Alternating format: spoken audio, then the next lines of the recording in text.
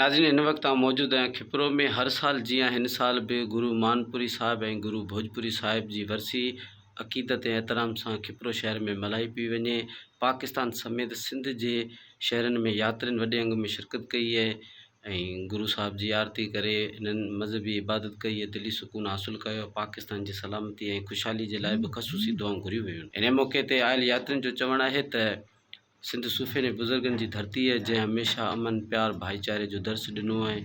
संतनि जे दर ते अची असांखे दिली सुकून मिले थो।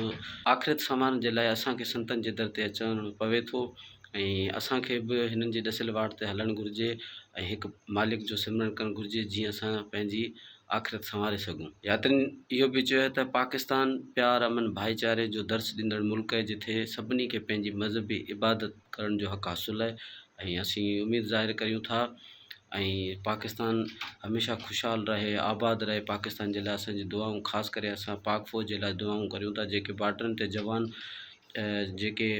ते जवान बीठा हूंदा आहिनि, जेके असांजे लाइ चौकीदारी कंदा आहिनि, हुननि जे लाइ बि असां दुआऊं करियूं आहिनि ऐं मालिक सदा पाकिस्तान खे ख़ुशहाल रखे, आबाद रखे। महिरबानी।